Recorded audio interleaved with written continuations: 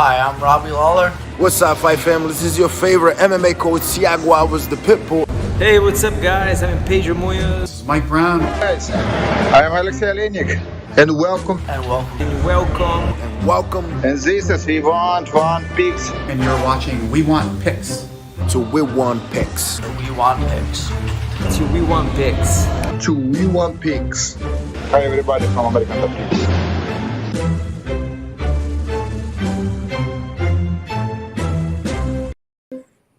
My name's Angelo, and welcome to We Want Picks. Jacob and I are going to break down the entire UFC 270 in Gane vs. Gane fight card. We're going to give you our picks, our bets, our DraftKings plays, and our monkey knife fight plays. Before we dig in, if you want 50 free bucks from us, just go to wewantpicks.com/bets, sign up with any one of our 5 betting partners, make a deposit, then just let me know after you do, and I will send you $50 as a thank you for supporting us and our partners. It is that simple. We have the first pay-per-view of the year and the last fight in January. You ready, Jake? Pump it up. All right, well, let's jump right in. First up, at UFC 270, we have Jack Della Maddalena versus Pete Rodriguez. Jack Della Maddalena, 10-2, 5-0 in his last 5. He has not lost a fight since 2016. Pete Rodriguez is 4-0, so he's 4-0 in his last 5. Pete Rodriguez, he's making his UFC debut with only 4 professional fights, which I have very hard feelings about that. Jack Maddalena, he's coming off a solid win on Contender Series where he doubled his opponent's strikes. He is a striker. He's got a really interesting style where he just sort of plots forward on his toes. He's got a really nice step-in jab. But then anything that comes back at him, he just takes huge steps back. Like he moves his entire body backwards to avoid those strikes, resets, come forward, and then starts the whole cycle over again.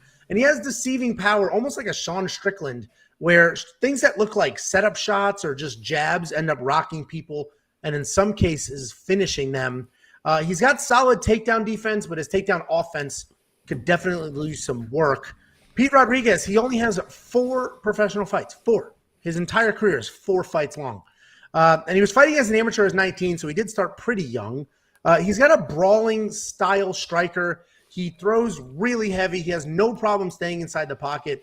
And even his lack of experience, it doesn't mess him up. He stays very composed in some of these tough situations. He's got a solid, he does a really good job pushing away from tie-ups, making space and throwing bombs. I've seen a bunch of his fights where people will tie him up, and he does a really good job covering, pushing, and then just wild bombs from there after he made that space. If you go out and you look up some of his fights, all of these tattoos, the neck, all of the tattoos are basically brand new. So you're going to see footage of him from like last year, 2 years ago, and it's going to look like a different human being. It is him, I assure you. And listen, Pete Rodriguez, he got the opportunity to fight in the UFC, and obviously he took it. Jacob and I have talked about people with too many amateur fights or not enough amateur fights or jumping into things a little too soon, and Pete Rodriguez, honestly, I think it's a little too soon. It's a really tough debut. He just does not have the experience. With that being said, it is striker versus striker. And anytime that's the case, especially somebody like Pete who can be wild, has some power, he'll always have the chance. There'll always be an opportunity for him to win the fight, but I think it's just not going to be enough. Jack Maddalena, I think, absolutely smokes Pete Rodriguez. And I have a bet on Maddalena to win by KO or TKO, 1 unit, and it's minus 140. So it's not even great odds. What are your thoughts, Jakey? But you're not. If you're going to say Pete Rodriguez, you're off the stream. I'm doing the rest of it by myself. So, adios. Think I won't move on? Listen, Jack should win the fight. I think what were the odds? Minus 325, plus 275, something like that. I think the odds are 100% correct that Jack should win this fight. He's a very measured fighter. You can tell he's very technical in his striking. Angel mentioned he's got that high guard. He's more of a counter puncher before, throwing those big power shots where Pete Rodriguez will throw the lead power shots. I worry about Jack being a little too tentative for Pete, because I think Pete is going to take advantage of this opportunity. Short notice. You mentioned the 4-0 fights. He wasn't. I think he had 9 fights as an amateur. He wasn't 9-0, but I think he had 9 amateur fights. So he does have a little bit more experience than just the 4-0 record. But I agree. Even in those 4 wins, if you look at the quality of fighters that he was fighting, was not very good either. But there's just something about the way that Pete fights. He gets a little lungy, right? But I think he's a good enough boxer that Jack, with that high guard. First of all, Jack a lot of times will just block with his hands. It's not a lot of head movement. It's more of like just trying to parry shots.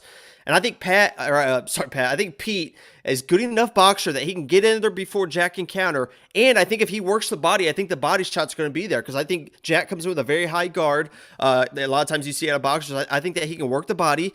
I think he can land the power shots where Jack's trying to wait for the counter.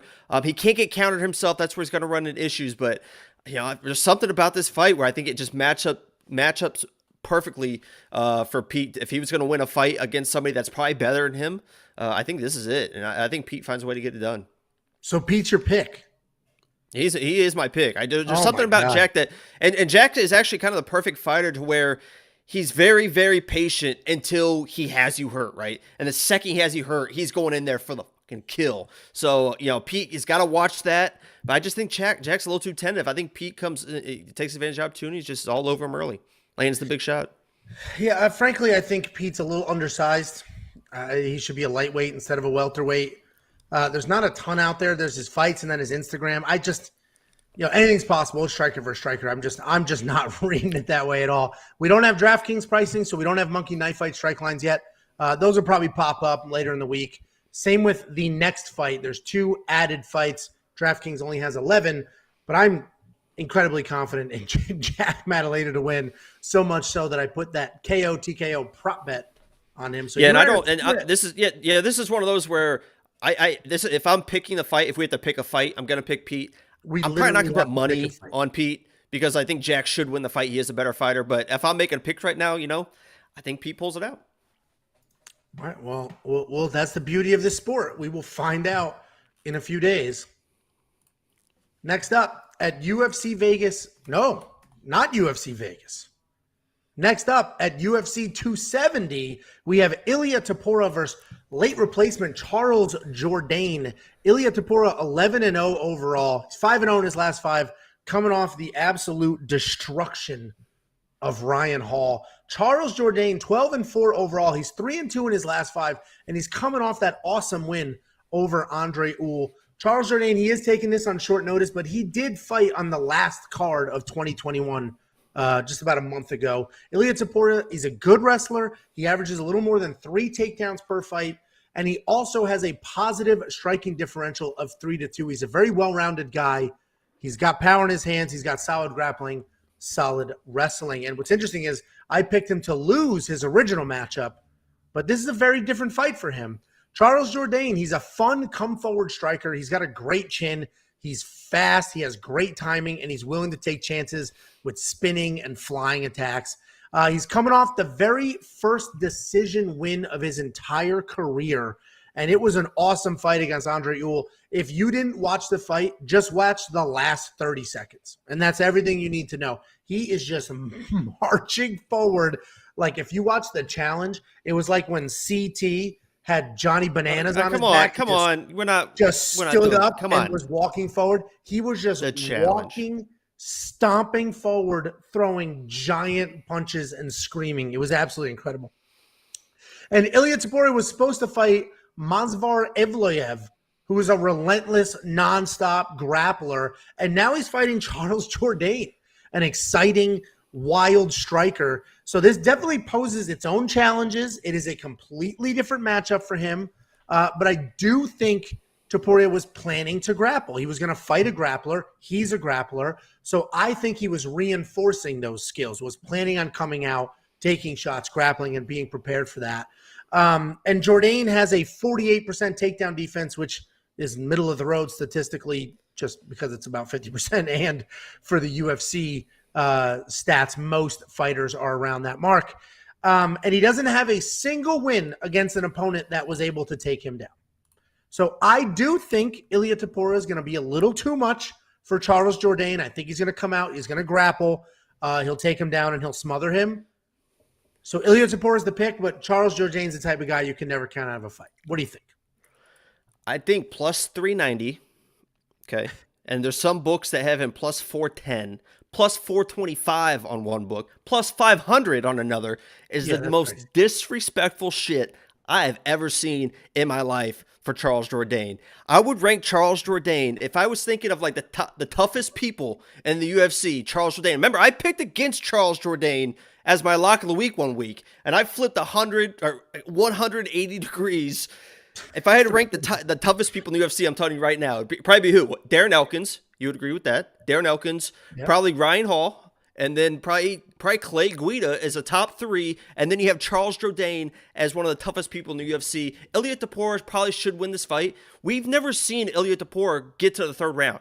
All right, Charles Jourdain is tough enough and skilled enough to go to those deep waters. And if this gets to the second round, late second round, you've seen Charles Jourdain. That's where he just flips a switch and he just turns into this maniac that just goes forward, punches form, volume, does crazy stuff, does Spartan kicks. If he can get this fight late to the second, third round, I think Charles Jourdain not only can win this fight, but I think he can finish Ilia Topuria late, and I think he's skilled enough to weather the Ilia Topuria storm early. I think this is a perfect opportunity for Charles Jourdain to really put himself on the map. I love Charles Jourdain in this matchup for whatever reason. I can't believe that it's plus 325. I'm definitely going to take some action on that. Ilia Topuria, listen, he could easily come out and just do what he does, take him down and finish Jourdain in the first round, but you know, we've never seen Ilia Topuria in those deep waters, and we've seen Charles Jourdain prove it time and time again. He sat on the stool in the second round, after the second round of the Marcelo Rojo fight. After Marcelo not dominated, but won the first round, second round was close and said, you know what, I'm gonna finish him. And his corner's like, okay, and he did that. I just love Charles Jourdain. I love Charles Jourdain. Listen, I don't disagree with Ilia's my pick because I think he'll come out and grapple heavy. And the stat I mentioned before is Charles Jourdain had not beaten anybody who had taken him down before. But I agree with everything you're saying. Those odds are very disrespectful. Somebody in the live chat just said an inside the distance line on Charles Jourdain's plus 1,100. I might throw a couple bucks at that. Let me go ahead and log in real quick and how could you transfer not some money? Savings to bet online. Yeah, sell dog. So I just how could you not throw a few bucks at that? The logical pick, the reasonable pick, Ilia Topuria, come out, implement a wrestling-heavy game plan, and he can strike as well. A wrestling-heavy game plan, control the craziness of Charles Jourdain, and get that win. But the odds are wide for somebody as dangerous as Charles Jourdain, and that inside the distance, that odd is crazy. Honestly, a lot of people are probably thinking, well, you couldn't knock out Andre Ewell. You're not going to knock out Topuria. That's not the worst logic in the world, but plus 1,100, those are the odds you get when you do like 4 underdog parlays. Right. And I think Ilia's got to really jump on Charles early because Charles, when he starts flowing in a fight, you saw that, what was it? The Erosa fight is the one he lost. I think he got finished in the third eventually, whatever. But Erosa was on him early, and it was the pressure that really kind of got to him. When Charles Jourdain can do his thing and he's the guy pressuring you late, it's going to be trouble. Charles Jourdain is 12-4. 11 of those wins are by stoppage. 11. And they made him plus 1,100. That's nuts. I'm going to throw a couple bucks at that, and let me take the notes so I don't forget. I'm going to throw a couple bucks at that, even though it's I think not on Bet Online yet. What? So, I said I looked at Bet Online. It's not on Bet Online yet. So it must be on somebody else. We have 5 different betting partners, Jacob. And if you want 50 free bucks from us, go to wewantpicks.com/bets. Jump into any one of our 5 betting partners. Sign up with any of them. Make a deposit. Then you let me know after you do, and I'll send you 50 bucks. Cash App, PayPal, Venmo, however you want it. 50 bucks from us to you. No DraftKings or Monkey Knife Fight yet on this fight, and that's it. The rest of them are in the books officially. And next up, at UFC 270, we have Vanessa Demopoulos versus Silvana Gómez Juárez, and this was rebooked. This is supposed to happen last week, and they moved it to this week. Vanessa Demopoulos is 6-4 in her career, 2-3 in her last 5, coming off the decision loss to J.J. Aldridge in her UFC debut. Silvana Gómez Juárez, 10-3 overall, 3-2 in her last 5, coming off a submission loss to Lupi a couple of months ago. I mentioned this was supposed to be last week. They pushed it to this week. And what I love about rescheduled fights or fights that have moved is you get to see what the market was doing. They opened the lines Money came in, the lines moved because of the money. Then they had to refund everybody. And now they've reset with brand new lines because they saw the market. So the second time around is always a little tougher because the books saw what happened and they've learned from their mistakes. And just for some reference, the first go around, Vanessa Demopoulos was $8,200 in DraftKings. Now she's 83. Not a huge move, but it was about minus 110 for her. And now she's up to minus 140 or down to, however you want to do that, to minus 140. So the market said she should be the favorite, and the line moved, and it opened with her as a decent to mid-sized favorite.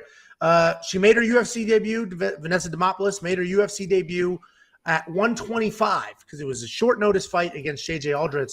She's now had a full camp plus a week, and she's at her natural weight class of 115.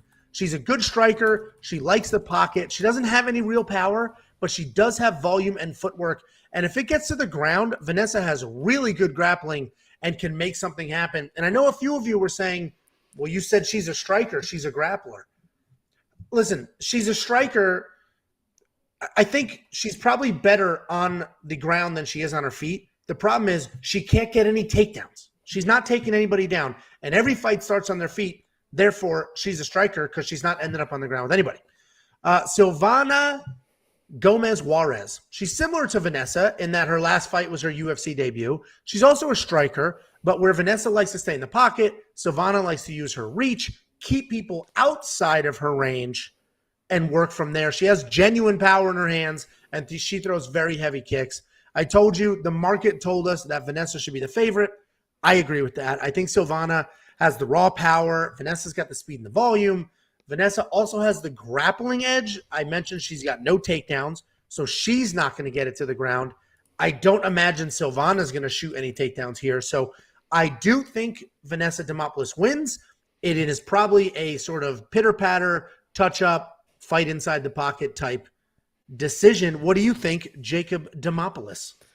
Yeah, listen, she's gonna win the fight. There's no doubt about that. She didn't get any takedowns in the last fight. Who was that? JJ Aldrich. I think that was a 125 fight, and you know how big JJ is for 125. She struggles to make the weighted time, so I think that was just a physicality matchup for her that was just not in her favor. This is back down to 115. She calls herself the toughest in the division. I absolutely believe it. Listen, the blueprint is out there to beat Silvana, and that's what Loopy did. You just get inside. She's very easy to take down. I think Vanessa, you don't think she's going to get takedowns. I think she's going to get any takedown she wants. Loopy was able to just get inside, just kind of throw her to the ground. Didn't really stay on top of her, but I think Vanessa, once she gets to the ground, can probably finish her. So, and I did find out, I was already on Vanessa's side, but then I just kind of fell in love because do you know what her family business is? Hot dogs. She is a stripper. She is a stripper. I guess her dad was a DJ and her mom was an entertainer, and she went into the family business. She actually wrote a book that's actually like a kind of a famous book called The Stripper Bible that has like the 10 commandments for learning how to be a stripper. She said her dad taught her how to hustle dudes to be a stripper, to be the best stripper in the world. So, more power to her. I instantly fell in love. I have 5 units on her to win this fight. Not from my heart, from my mind. I just think 100% she dominates this fight. On the book? The blueprint is out there. Just do what Loopy did. Get inside, get her to the ground, submit her. I got Vanessa all the way. I legit do have 5 units on her win. I had 3 units on her last week. And then when the odds changed, more people agree with me. So I was like, well, let's throw 5 at it. So I got slightly worse odds than I had last week because I had 3 units last week, but I am Vanessa all the way. I wish I could have seen your face when you were doing your Instagram research and found out she's very open. She's very open. She's like, I was just stripping my own. It's nothing to be ashamed of. It just fits you perfectly. I love Vanessa, man. I love Vanessa. Well, I forgot to pull up the stats on the screen, but we'll talk about them very quickly. So Silvana Gómez Juárez is a little bit taller, has a little longer reach. She does use her reach somewhat well, not incredibly well, but this is one of the few. I always say reach is a nonsense statistic that people like to use for no reason. This is one time where it may actually play somewhat of a factor because it's 6 inches and Silvana does use it. But striking statistics, Vanessa lands more significant strikes per minute. Her accuracy is a little higher. She's hit a little more as well, but her debut was JJ Aldrich. And then she did defend a few takedowns where Vanessa didn't have, or Silvana didn't have as much luck. Do not bet on this fight. I'm not going to bet on this fight. Jacob should not have bet on this fight, but he did. What? I mean, she should dominate the fight, and at minus 130, that's pretty good money. Yeah. And I'll tell you what, last week she was my lock of the week. Because of the odds, I'm not going to make her my lock of the week because lock of the week's always an underdog, but she is the backup lock of the week. Backup lock of the week. Okay.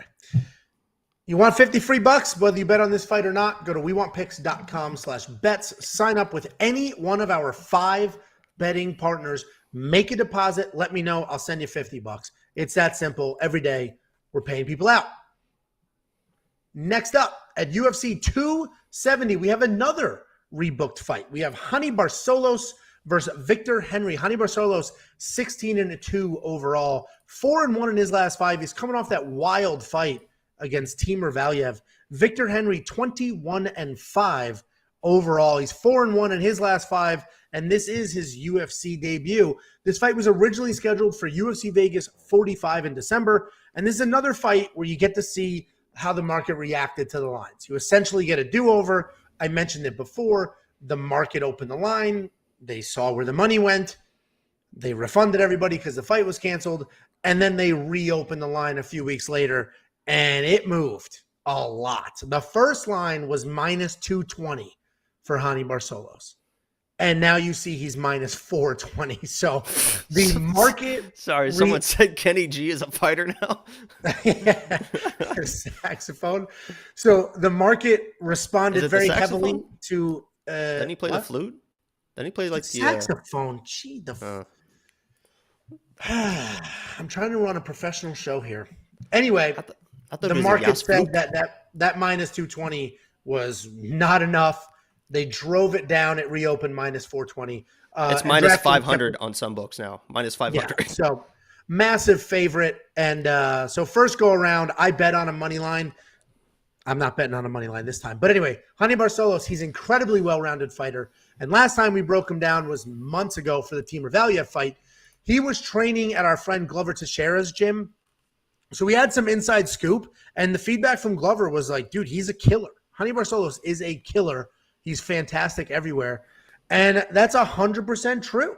If you break down any tape or watch any of his fights, that is the story. He's fantastic. He has great low kicks, very good BJJ. He hits hard. He's got good wrestling offense, good wrestling defense. And the wrestling defense statistic here is Timur Valiev, who's a nasty wrestler, was 0 for 6 in takedown attempts against Hanni Barcelos. And Hanni dropped him twice in that fight. So he's the real deal. Victor Henry is a fun come-forward striker with a wide variety of attacks. He likes to plot forward, use his head movement to avoid punches, and throw literally everything. He sets up leg kicks with his boxing, and if he's out of range, he will throw head kicks. But if he's inside the pocket, he'll throw elbows and knees. He has a ton of variety, and he mixes it all together really nicely. The odds are wide, but I agree with them. I think they should be this wide. Hanni is great, dude. He has power, speed. His striking is on point. He's got wrestling. He's got BJJ. And Victor Henry, he's an impressive striker, but he is making his UFC debut. He's missing some of the pieces beyond the striking. I think Victor actually does give Hanni a little bit of a hard time on his feet because he is so wild. And then I think Hanni will just move to the wrestling, the grappling, and just get it done there. Solid advantage. This is one of those dangerous, you mentioned in the first fight we broke down, a UFC newcomer can be dangerous. This is one of those matchups where Hanni Barcelos is so good and Victor Henry is just like so raw but talented. He could come in here and shock the world. So I actually have a quarter unit bet on the under 2.5 rounds at minus 135 because I think Hanni either blows through Victor or Victor can catch him and stop him. So I only did a quarter unit because it times are tough. They also go to a decision. But what do you think, Jakey? Times are tough. Honestly, the quarter unit was just because that sportsbook that I did, I had a quarter unit left, so I just threw it all in there and then did the rest of my bets with a different sportsbook. I get it. Yeah, last time we broke down this fight, I picked Victor Henry to win the fight, so I guess I got to stick to it because nothing's really changed. The only thing that really worries me is one of the reasons I picked Victor Henry was because he had just came off winning his whatever title it was, whatever promotion he was in October. I think when was that fight supposed to be? Late November, early December, something like that. Yeah, so it was literally going to be like back-to-back. It was going to be like just 6 weeks or something after he just won a big title and his promotion, coming off a huge win, looked great in that fight. Like Angelo said, he is wild, he is crazy. I thought the momentum would be able to carry it through. I don't feel as great now because there is some time. There was some time, go home for the holidays. That changes kind of your perception. He was young. I'm not saying he's not young and hungry now, but there's momentum changes, right? And Hani is already as good as he is. Hani should definitely dominate this fight. But like you said, Victor is crazy enough. There's a reason why I picked him, a month ago in that fight. I'm going to stick to him. I'm probably not going to play. I might look for like an inside the disc, something weird for Victor because he is that crazy. But Hani should win this fight wherever he wants to take it. He's that good. He's one of the most underappreciated fighters probably in the UFC. I think he's one of the top guys literally in the division. And hopefully he gets a shot one day because he is that good. Hani should win the fight. But my official pick, I'm going Victor. Yeah, makes no sense, but I do think the $9,300 is worth it for Hani Barcelos. It's not often you get a guy at that price point that's worth it, and I think he's worth it. I think he'll probably get a finish, and if he doesn't get a finish, he'll put up some real numbers. If you go to the Timur Valiev fight, he lost that fight in a decision a lot of people don't agree with.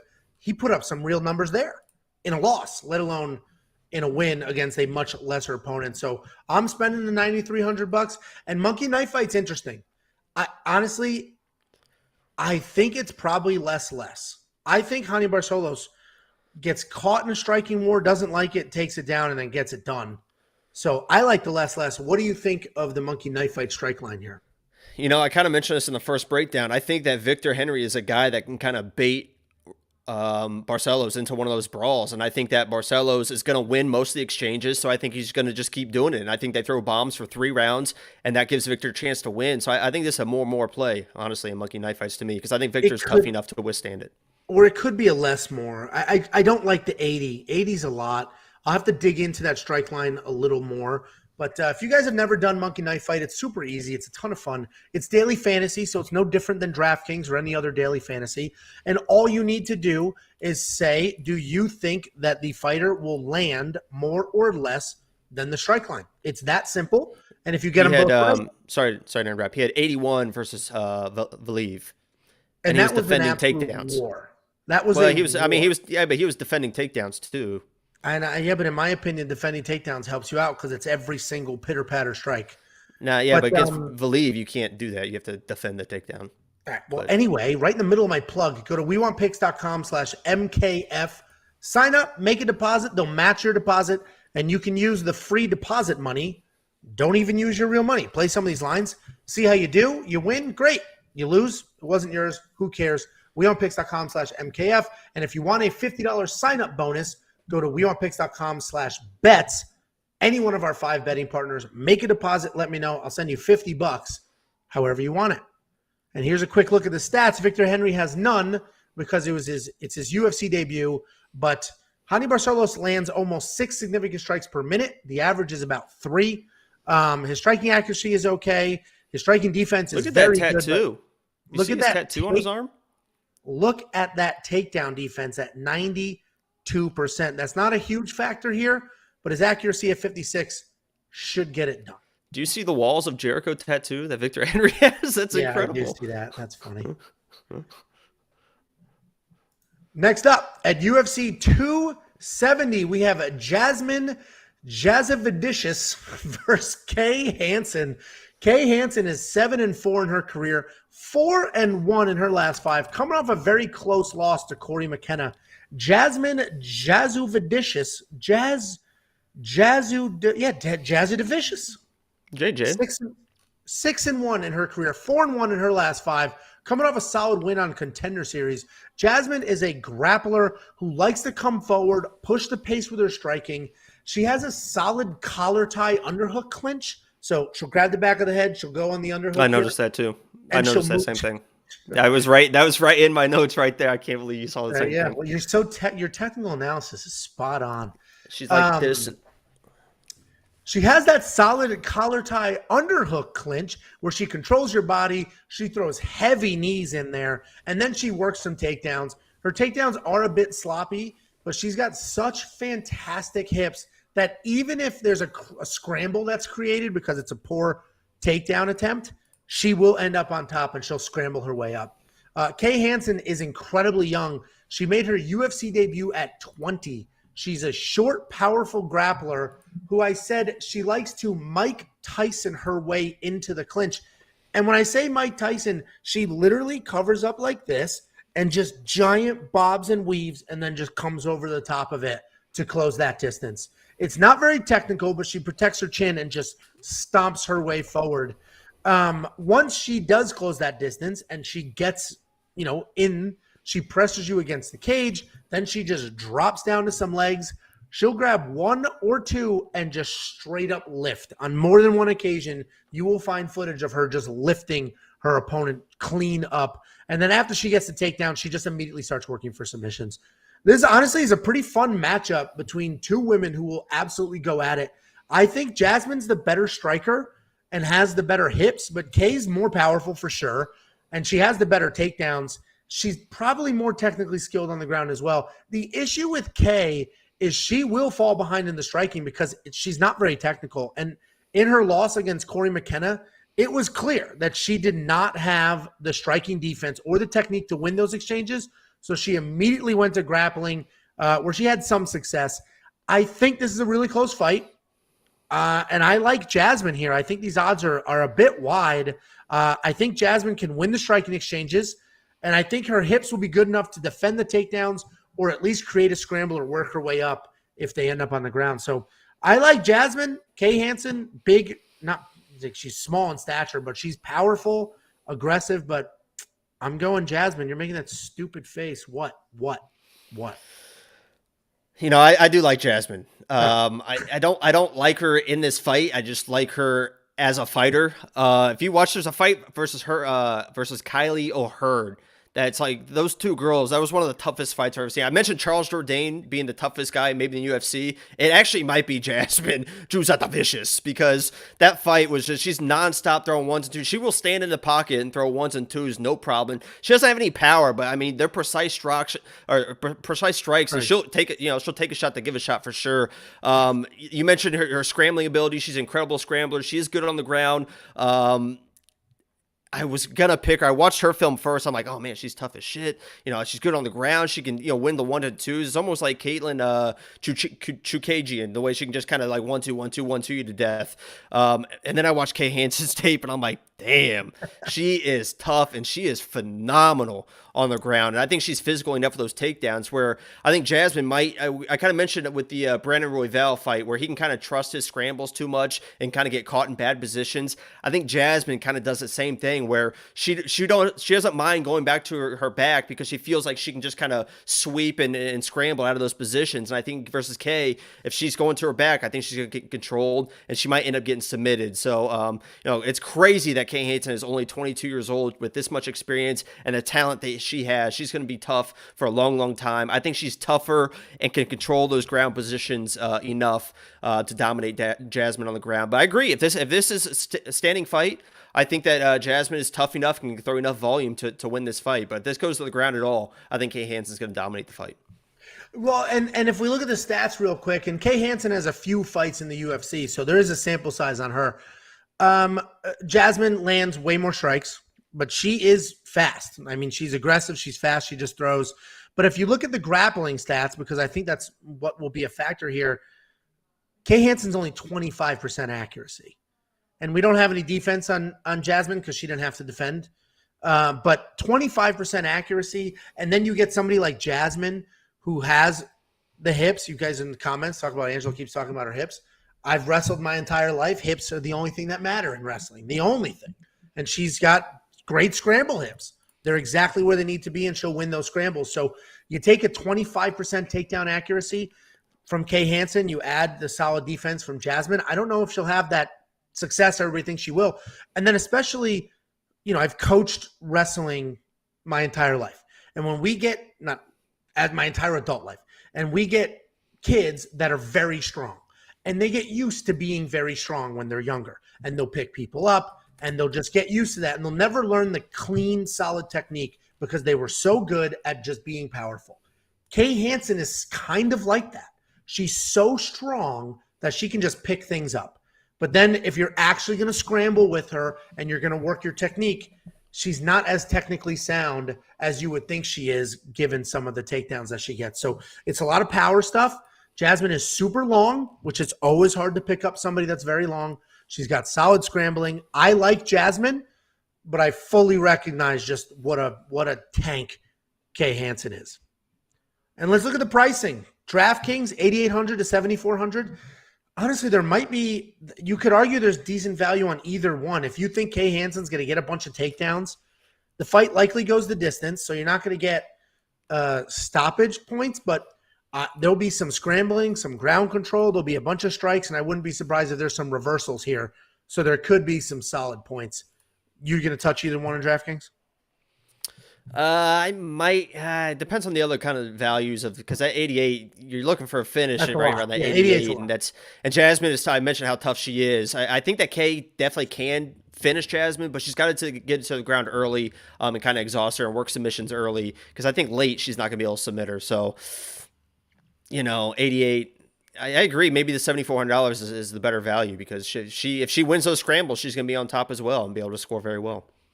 Yeah, and I think it's probably a more monkey knife fight play. So obviously monkey knife fight, all you need to do is say more or less on the strikes we see here. I think Kay Hansen can land more than 83 and Jasmine more than 72. I think they'll go at it. I think it goes the distance. There'll probably be a bunch of scrambles, a bunch of wild stuff on their feet. So I like the more. What do you think? It's tough for me because I see her being able to get takedowns kind of whenever she wants. So it's just whether she looks for submissions, which she is kind of more of a submission fighter than a TKO fighter. So I just stay away from this one. I don't want to give advice. Yeah, we'll see. And sorry. It's probably going to be bad advice. They move with the money. So if people come in and they hammer the under, it'll go down. They hammer the over, it'll go up, and then the under will be a little more attractive. So we'll see what happens. We'll see if it moves. But honestly, I'm actually looking forward to this fight. I think it'll be a lot of fun, and it'll be interesting to see what happens here.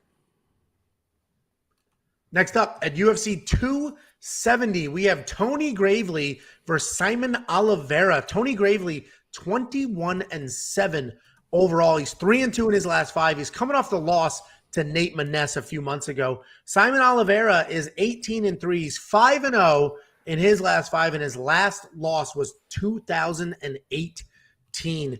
Tony loves to come forward with volume and power, and then he wrestles hard, and he is an old school ground and pound kind of guy. He's very strong. He uses it well for takedowns and damage. Tony's big issue is he does gas out. He's got questionable submission defense, but he does average almost 6 takedowns per fight, which is such an absurd number. Like, that's an absurd number. There are no secrets to what Tony Gravely's game plan is, and he's very good at executing it. Saimon Oliveira, he's a very slick BJJ guy. He's incredibly flexible. He's literally dangerous anywhere on the ground. And I mentioned this before. I'd compare him to Charles Oliveira, where they have similar builds. They move the same way on the mat, where they always have a hand, their feet are in the hips, and they're always working something. They don't just accept, all right, I'm in the guard now, or all right, I'm on the mat. They're always working some sort of angle, trying to create some space there. His striking does lack a bit. He throws one punch at a time. He tends to overreact to anything coming his way. So if you hit him with a jab and you throw a 2 behind it, he will move like very dramatically to avoid getting hit with that second shot. And by doing that, he opens himself up for combinations for if you're going to come forward with some striking, or takedowns in this case against Tony Gravely. I love Tony Gravely in this matchup. His striking is honestly much cleaner, even though he's not a striker. His wrestling will absolutely be able to get this to the ground. His top pressure is incredible. The problem is, the one thing that worries me is that 5 of his 7 losses are by submission, and 11 of Oliveira's wins are by submission. Those things don't normally matter because styles make fight, but the style is Tony Gravely 100% wants to get this to the ground. Tony Gravely has had issues on the ground with solid jiu-jitsu guys, and Saimon Oliveira wants to be on the ground. So that is the one thing that worries me. But I do think Gravely will take him down and just smother him. It's the same way Ari Farais beat Simon Oliveira. But Tony just needs to be careful. He needs to watch elbows coming up from the bottom, and he needs to avoid scrambles at all costs. What do you think, Jake? I have already picked against Tony Gravely lock of the week way back, I can't believe it's been almost a year now we've been doing this, but Tony Gravely, for the exact same reasons. It was Anthony Burchek. He was one of the biggest underdogs on the card. I said that he would guillotine Tony Gravely on a shot, and he got the guillotine in and went all for it and just could not finish the submission. I see this fight going the exact same way. I think Tony Gravely probably should win the fight if he can control the wrestling, but I think that Oliveira is going to be submission or bust. He jumps on guillotines. He's very good submissions. I love what Bonkiki said in the chat. That fight versus Ari Farias or something. Yeah. I've never seen so much blood in my entire life, and the craziest fight I've ever seen. Just rolling over each other. There was submission attempt after submission. They were slipping out of submissions from the blood, not even from the sweat. It looked like a scene from Dexter. What an incredible fight. Anyone in the chat, please go watch that fight. Incredible. That's how tough Oliveira is. And I cannot believe I put a half unit. You can get Oliveira by submission round 1, 2, and 3. Listen to these odds. Plus 1,100, plus 1,800, and plus 2,500 to win by submission Oliveira. I think that's really kind of the only way he wins this fight, because Tony Gravely does have power in his hands as well. I think he's going to just try and wrestle, and it's whether Oliveira can get the submission or not. I think he might be able to. My pick is Tony Gravely because he should control the fight. I think he's the better fighter overall, but those odds for those submission bets are crazy for Oliveira. I could see him win by submission very, very easily. Well, what's interesting, so this is another clash of our betting styles, because it does make sense if you think there's the opportunity for the submission. You just do a quarter of a unit on each of those, and you can get a solid payout. And if you lose, then you lose. You don't even lose a full unit. I am probably going to grab an inside the distance decision, no action bet on Simon Oliveira, because I think he's tough enough to not get stopped. And Tony Gravely will beat you up on top, but he's not, a killer. And what that bet basically means is if Simon Oliveira submits or stops Tony Gravely in any way, I get paid. I win my bet, I get paid, and the odds, instead of the plus whatever the hell Jacob just said, it'd probably be, I had to look at it, but it's probably plus 300, something like that, instead of the plus a gazillion. But if he loses a decision, if he just gets absolutely mauled for 3 rounds, but he sees the judge's scorecard, I get a full refund on the bet. I get my money back. The bet never happened. No skin off my back. And I think that's worth it for Simon Oliveira, because he can absolutely win by submission in this matchup, and he's tough enough to survive. So I did one of those last week. I got a refund. Perfect. No problem. That's what those bets are for. You're not going to get the greatest odds, but there is a safety net there. So I'm going to grab that. And you're only going to get that at wewantpicks.com/bets. We have 5 partners. Bet Online is the partner that offers that prop bet. It's a fantastic cushion bet there. There's a good opportunity to make money and protect yourself. And if you sign up with them, make a deposit, and then let me know, I'll send you $50 as a thank you. And if you already have a Bet Online account, Sports Betting is our partner as well. Create an account with them. It's literally the exact same company with the exact same odds and the exact same bets, just a different URL. I'll send you $50 for that as well. DraftKings, I love Tony Gravely at $8,900. There's going to be a bunch of takedowns. They're 5 points each. Tons of control time. I love him at $8,900. Yeah, I agree. I like Tony as well, because I mentioned that fight with all the blood. That was Oliveira a lot of times just immediately going to his back and on his back the entire time. He's threatening submissions and stuff, and he might win a scrambler or two, but I think he's going to be taken down easily in this fight, just whether he can pull off the sub or not. And then the strike line, we have 65 to 46. I think it goes the distance. It's definitely going to be more for Tony Gravely, because even on top, he's stupid busy. And then Oliveira 46. He strikes from the bottom. More. Yeah, he strikes. He's one of those guys that, like you said, he's very active from the bottom, whether working submissions or throwing back, elbows from the bottom. And so I agree. I think. Yeah, it's probably a more play, and these lines do move, so you should honestly hit it right now while you're watching this, because money's going to hit it, the line's going to move, and it's not going to be a favorable line anymore. So go to wewantpicks.com/bets, make a deposit. They'll instantly match your deposit. Use that money, and then throw it on the more on this line. I said wewantpicks.com/bets. It's wewantpicks.com/MKF. Next up, at UFC 270, we have Matt Frevola versus Genaro Valdéz. Matt Frevola, 8-3 overall, 2-2-1 in his last 5, coming off the unfortunate, he was on the wrong side of Terrence McKinney's UFC debut. Genaro Valdéz, 10-0 overall, 5-0 in his last 5, obviously, but every single fight has been a stoppage win for Genaro Valdéz. Matt Frevola, he's an incredibly tough wrestler. He never stops coming forward. He does not have sort of technical striking, but that does not stop him from charging forward and just throwing big looping shots, even sloppy back fists at times. Genaro Valdéz is an incredibly well-rounded fighter. He's primarily a grappler, but he also has absolutely no issues getting into a slugfest. His striking can be wild, but it is fun, and he uses it really well to set up takedowns. And speaking of takedowns, he had 4 in less than 6 minutes in his Contender Series win. This should be a fun fight. We have 2 grapplers. They're pretty wild on their feet, and they're both looking for takedowns at all times. I think Matt Frevola has the better actual takedowns, like the better wrestling takedowns, but Genaro has the better BJJ and the better positioning.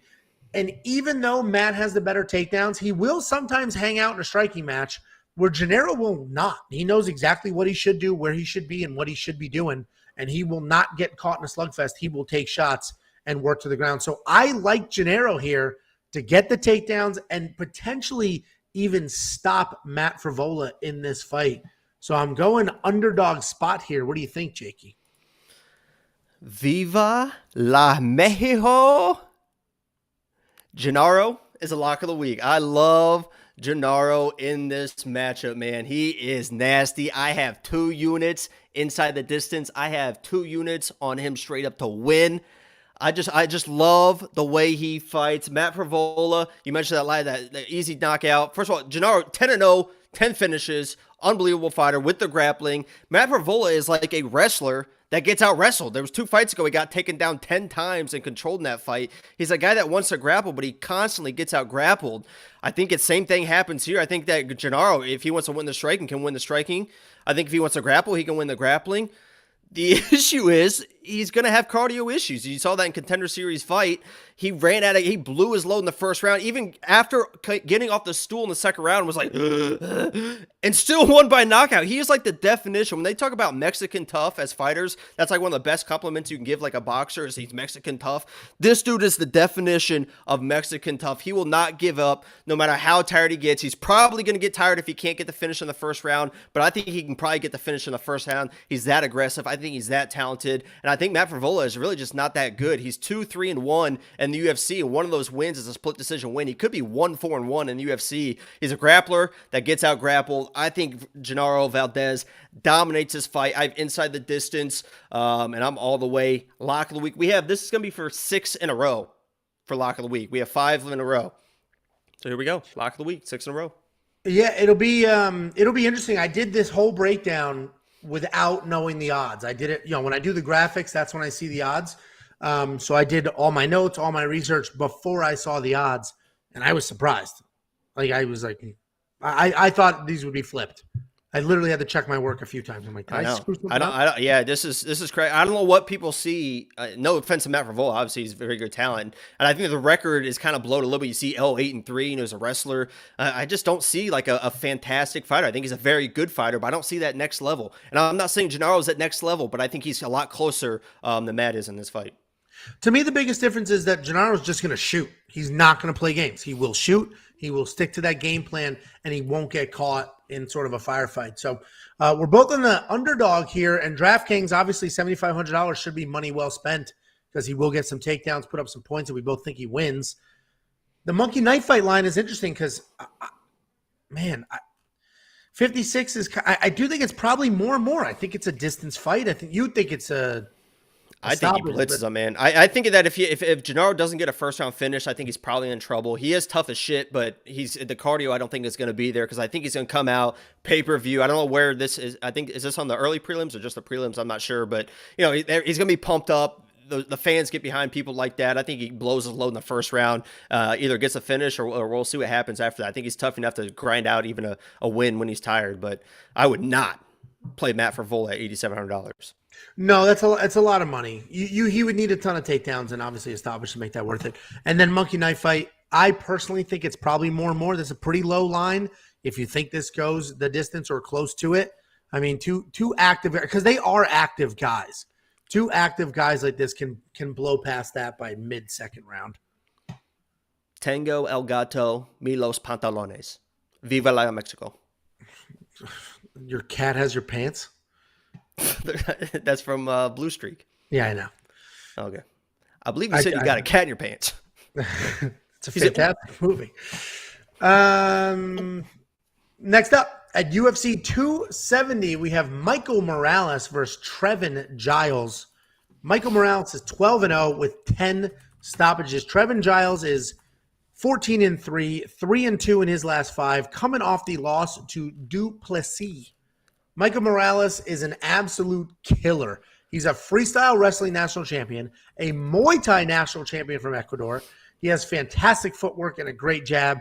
He's a Muay Thai national champion, but he doesn't have that traditional Muay Thai stance. He has a nice, loose boxing stance, and that allows him to work in and out so well. His takedowns are clean. They're more throws and trips than actual lower your level, shoot on the hip type takedowns.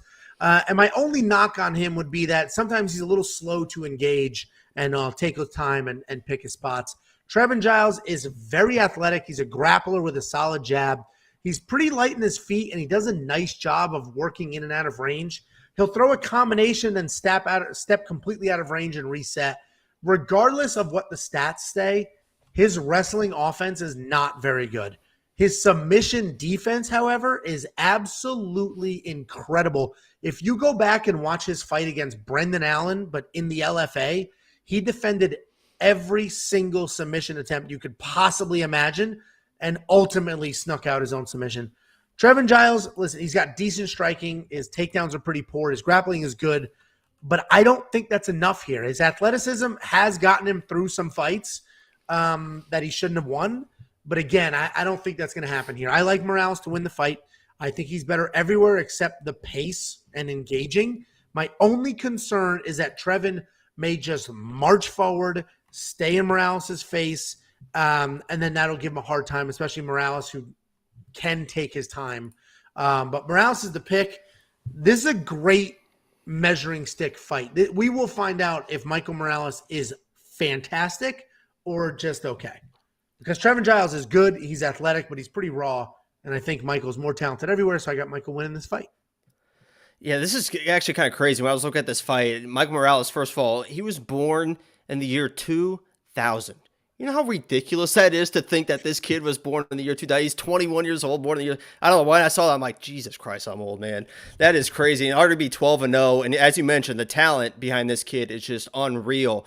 And we'll see what happens here. I was actually kind of surprised that the odds were as close as they are, because if you look at these guys on film, Trevin looks like a guy that just kind of, I don't want to say lucks out wins, but it seems like he just kind of is there, and all of a sudden it's like, oh, Trevin won the fight. In that fight against Roman Dolidze or whatever, he kind of snuck that one out as well. He was my lock of the week that week, I think, and then he wins the fight. That's how it goes. But I agree that for him to win the fight, for Trevin Giles to win this fight, I think it's going to be the grappling. Let's see how good a grappler Michael Morales is. I think he needs to do the offensive takedowns. But in the meantime, you mentioned the patience of Michael Morales to be able to just kind of, he'll be on his back foot and he'll be against a cage, but he's waiting for those counters. He's very good at it. I think Trevin just kind of worked the jab, work the jab.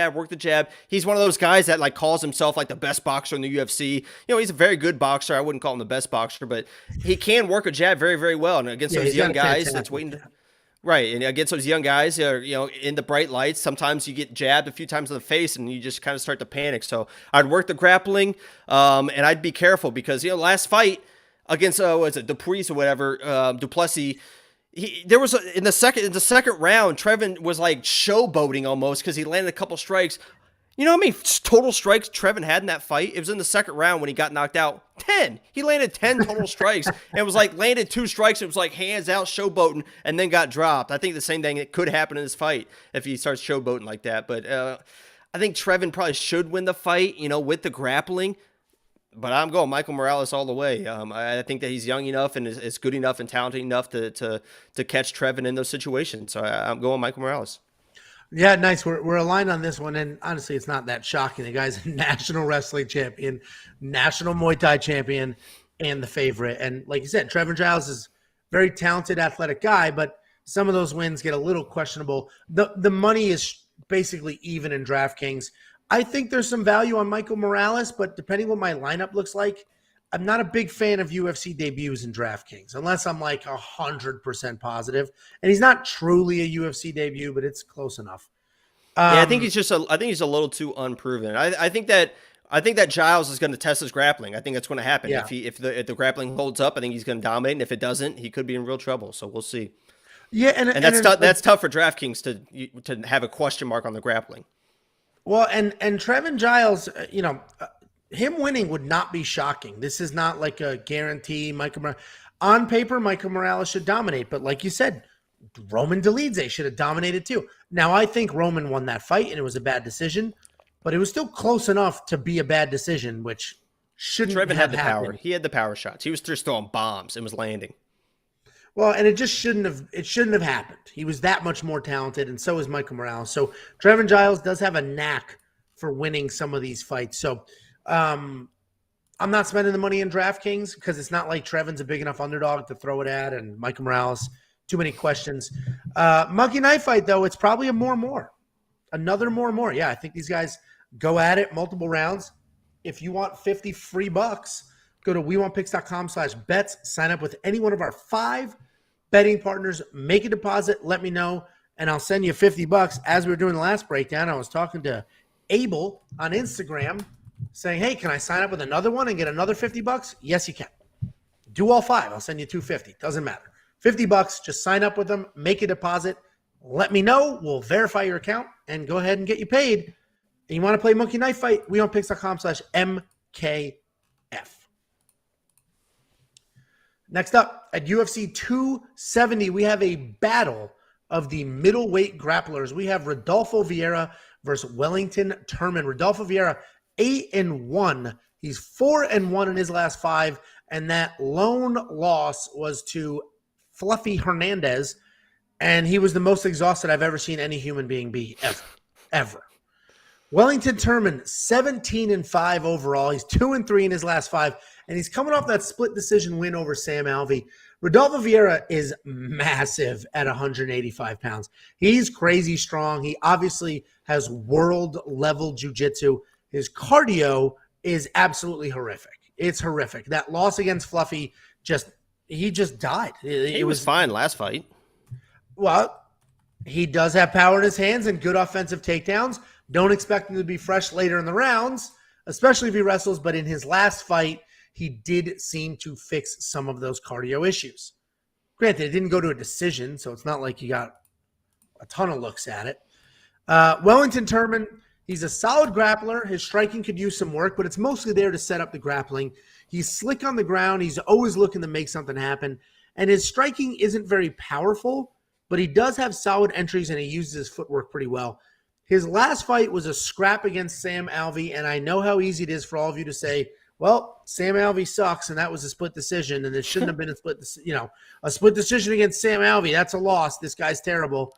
I actually completely disagree with that. Sam Alvey's stupid tough, has sneaky power, and he has a million fights. I mean, a win over Sam Alvey is not going to get you a title fight, but it's a solid win, especially if it's a 3-round back and forth fight. It's a solid win over an actual veteran, regardless of his record. And it's an interesting matchup because both these guys are amazing grapplers, and they're matched up well enough that I don't think there's a submission here. I do not think either one of these guys will submit the other one, especially because I think Rodolfo, his cardio should hold up a little better than that Fluffy Hernandez fight. So then you have to move to the striking and the takedown defense because I think that's what's going to end up defining this fight. And whoever has the better striking and the better takedown defense can basically dictate where it goes and then go from there. So who has a better striking? Well, both of these guys, let's pull up the stats, have a negative striking differential. Both of them are hit more than they hit the other person. Rodolfo Vieira lands 2.6 strikes for every 4 that he receives, and Wellington lands 3 for every almost 4 that he receives. So striking-wise, neither one is on the right side of a kickboxing match, but I do think Wellington probably has the cleaner striking. Rodolfo definitely has the better power. And then you move to takedown defense. Rodolfo Vieira, he's listed at 100% takedown defense. He's defended 3 takedowns in his UFC career against one person. That was Dustin Stoltzfus. Wellington Turman has defended 4 takedowns against 3 different opponents. So they're both listed at 100%. On paper, I think this should be razor thin, honestly. I'm leaning Wellington here, and I know everybody's going to call me crazy because even I thought I was crazy when I first saw the matchup. I was like, it's got to be Rodolfo Vieira, right? But then it's like, okay, we haven't really seen him. Like the one time he had any adversity, the dude died and was submitted. The one time. We haven't really seen him in any trouble in the actual fight itself. Wellington Turman is tough. Like, he's a tough guy. He's good on the ground. He'll keep coming forward. You know, his chin could be issues at times, but, you know, try not to get hit by Rodolfo Vieira. It's not like he's going to, you know, set things up clean. And we know for a fact that Wellington Turman's cardio is going to hold up. He's been training with Glover, so he's dealing with big, strong grappler with big, heavy punches. I don't mind Wellington Turman here. I think he can sneak out an underdog win. What do you think, Jake? Yeah, I think the blueprint is there, and I think that's what Wellington needs to do to win this fight is find a way to tire out and exhaust Rodolfo. In this last fight, he looked better, but you mentioned it. He was dying in that fight that he got submitted by Hernandez. So if I'm Wellington, I push the pace early. I get Rodolfo against the cage. I might get on his hips. I would not try and take him down immediately. I think it'd be tough anyway. I think Rodolfo is good enough but I wouldn't try to, because then you're going to waste your energy. I would just try to control that position. Make Rodolfo work. Come out with a few strikes. Throw a couple knees in there. Work the body on the cage, and then go from there. Because I think if you try and take him down early, if you get him to the ground, you could lose a scramble, and you're in trouble if you're on the ground early against Rodolfo. So, you know, my pick's going to be Rodolfo because I think he's going to have the power and the striking to land the big shots, because I think they're both kind of sloppy in the striking. I think he's going to be able to get the takedowns. I'm going to try and trust his cardio and think that if this fight goes, you know, second or third round, that he's still going to be in there to be able to at least withstand the takedowns and reverse some positions on his own in the third round. So, you know, I like Rodolfo, but I think the blueprint's there for Wellington. It's going to be pressure. It's going to be get him tired and then work from there. Don't try and chase something early. Be patient. You know he's going to get tired, and then worry about the second and third rounds. Well, and listen, I could be way off too. I mean, Rodolfo Vieira could come out here, the machine that he is, take Wellington down because he's freaking jacked, and then work him. Like, that's very possible. Like, Rodolfo Vieira was, before the exhaustion submission, was supposed to be like, this is the guy. So, and maybe he'll remind us and like, hey, I had a bad day, guys. But yeah, here's a quote directly from him. He said, "It was a difficult moment for me, losing the way I lost, getting tired the way I did, getting submitted. But today I see it as the best thing that could have happened to me. It's hard to see it, but after reflecting about it, it was the best thing that could have happened. It transformed me into a new human being, a new athlete, a new Rodolfo." Okay. Because those things are always 100% true. Best training camp I ever had. This is the best shape I've ever been in. Who said, the training camp kind of sucked? But we'll see what happens. He seems probably a pretty down-to-earth guy, because I think he's talked about like not wanting to fight before and the mental aspects. And he's a sports psychologist now, so I think that when he says stuff like that, I think it really does change. Well, $9,000, $7,200. I mean, if you think Rodolfo Vieira is going to buzzsaw, then $9,000 is worth it. I don't think that's going to happen. Even if he wins, I don't necessarily know if he's a buzzsaw. But you know, like you're on him. Are you going to spend the $9,000? You know, I'll see how it plays out. I think he's definitely a play, and you know, it's tough because Wellington is good on the ground too, and it's going to be hard to submit Wellington. So it's just whether you think that, you know, this might be a good play, because if Rodolfo keeps the cardio, gets the takedowns, but Wellington's good enough to get up from the takedowns, then it could be takedown. Yeah, but then that's exhausting. Right? Yeah, that's what I'm saying. If you got to trust his cardio, so yeah, I think it's definitely a play for multi lineup, but and Monkey Knife Fight. This is a clean over for me.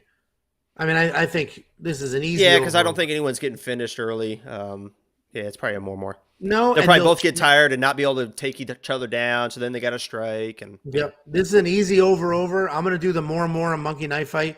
I'm going to take that note, so I do it now. These lines, the gentleman who sets these Monkey Knife Fight lines, Chris Riley, He does all of us at We Want Picks, you guys watching us, he does us all a favor, and he doesn't move the lines while we are doing our breakdowns. He waits till the next morning.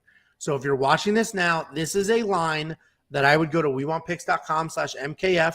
I'd hop in there, sign up, do all the things. This is a line that I would hit before Chris moves it.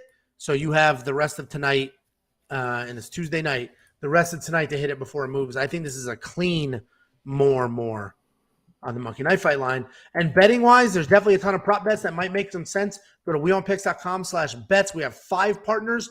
You'll get some safety net prop bets with Bet Online. You'll probably get some better odds with Bet US. And then, doing a parlay and the ability to back out of one halfway through with my bookie is always fantastic. wewantpicks.com/bets. Sign up with any one of them. Make a deposit. Let me know. I'll send you $50. Next up, at UFC 270, we have Michel Pereira versus Andre Filo. Michel Pereira, 26-11, 3-2 in his last 5, riding a 3-fight win streak, and he's coming off of that crazy win over Nico Price. And the win wasn't crazy, but it was a good fight, and both of those guys are nuts. Andre Filo, 14-3 overall, 4-1, riding a 4-fight stoppage win streak. Andre is taking this on short notice after Pereira's original opponent dropped. Michel Pereira is a capoeira fighter. He's got flashy kicks, spins, and punches, and capoeira is that Brazilian dance fighting, like Legend of the Drunken Master movie. That Brazilian dance fighting, and he's just so athletic, and that's why he's so athletic. It's also why he takes risks that he shouldn't necessarily take sometimes, and why he'll go with flashy technique over practical technique. And could get himself into some trouble. He's unbelievably talented, and historically the read was always he needed to control himself, fix his cardio, and that's how he could be successful. And he's honestly done that. He still has a touch of crazy, but it doesn't define him anymore. And he's only 28. Can you believe that? He is only 28 years old. It is crazy because he looks like Joe Manganiello. He looks like he's like 40. I mean, I looked like that when I was 28, and then I started doing this show, and things changed. He has been able to get 2 decision wins in a row, so he's worked on that cardio. And he's a solid grappler, tons of power, great speed. Andre Filo is a striker. He's got a nice double jab, heavy leg kicks, and solid takedowns when he needs them. He has legitimate power in his hands, but I would say his kicks are his biggest asset. He will kick your legs, he'll kick your body, he'll kick your head. And he'll mix it up with inside leg kicks, outside leg kicks, and he uses all of that really well. His issue, though, is his defense. His defense needs work. If you watch his fight against Chris Curtis in the PFL, he was dropped multiple times. He ate every single jab or straight punch that came his way. He's got a solid chin, so it's hard to finish him, but, I mean, he takes some damage in his fights. I like Michel Pereira in this fight. Short notice aside, I love Pereira's speed and athleticism. I think Andre's lack of head movement is going to get him in some trouble. The fact that unless it's his jab, he only throws 1 strike at a time. His jab, he doubles up. Every other strike is just 1 at a time. I like the more well-rounded, the busier, the more athletic Pereira to get this done. But Andre does have very real power, and he keeps it late into the fight. So, anytime you have that, they're dangerous for a while, but I like Pereira. The odds are probably a little wide, but what do you think? Yeah, I think Michelle is definitely the play in this fight, but the thing you got to remember is that Tristan Connolly fight. And Michel Pereira is not the same fighter as he was versus Tristan Connolly. He was definitely a lot more wild back then, and it seems like he's kind of dialing in, as you mentioned. But that Tristan Connolly fight was wild because Tristan Connolly was a short notice opponent, and he was a 145er, right? I think he's on 145 at 170. And what did he do? He just withstood the first round. He just said, you know what? Let me shell up. Let me footwork, get out of the way of all this crazy stuff, and let Michel do what he does. And if you give Michel space like that, that's when he starts getting crazy because he gets bored and he wants to do crazy stuff. I think that the game plan, honestly, they kind of make fun of Dominic Cruz when he was talking about the Conor Khabib. Like, I think he's trying to punch him. You just let him punch him, get himself tired. That's what Andre needs to do in this fight. Just give him space in the first round. Don't get anywhere near him. He's going to do his wild stuff. He'll throw some backflips in there, and then he'll be tired. And when he gets tired, he shoots a lot. And he's a very good wrestler. He is a very good grappler. But when he's tired, I think that's when Andre can reverse those positions. That's a bad shot, and you've got to make him work on the ground, get him more and more tired. That's exactly what Tristan Connolly did. Michelle started shooting. He started reversing those positions. Now he's on top. It gets Michelle more and more tired. Michelle's one of those guys that when he gets tired, he's going to keep fighting. He is tough, but he doesn't recover. Sometimes people get tired, then you give him a minute or two of blow, and then they come back, right? He is not a guy that is going to come back once he's tired. He's just going to continue to be tired. So, if you're Andre, let him do his thing. Worry about the second and third rounds and do your thing. But I think Michelle's definitely the play because it seems like he's getting less crazy, which, sometimes you take the crazy out of somebody and they become a different fighter, not as good. But Michelle's one of those guys where he needed to dial it back. I think he's in that perfect little window there. And I think he's a good play and maybe a good play for that $9,100. Yeah, I think he's probably worth the $9,100. And I completely agree about the crazy. Like in this fight, he actually doesn't need it. But his original opponent, we did that breakdown about a month ago now. His original opponent, I said he needed the crazy. Like the crazy would benefit him in that fight. In this fight, he doesn't necessarily need it. But yeah, I think Pereira's obviously the play. I think most of us think that. But Andre Filo's got very real power. Very real power. $9,100 is probably worth it if you're spending the $7,100 on Filo. You're just waiting, chasing that stoppage. The Monkey Knife Fight strike line, I hate it. 82 is so many strikes. But it is could a ton because Michelle's got real power, man. Because when he does that, even when he doesn't do that crazy stuff, when he just comes straight with a 1-2, if that lands, it is lights out because he is huge for that. I still have no idea how he makes 170 pounds. It's insane. No, he is massive. I'm not going to touch that strike line. I don't like it enough to be. If they both were 80, it'd be. I don't know. I just don't like it enough. But there's definitely some money to be made on this fight.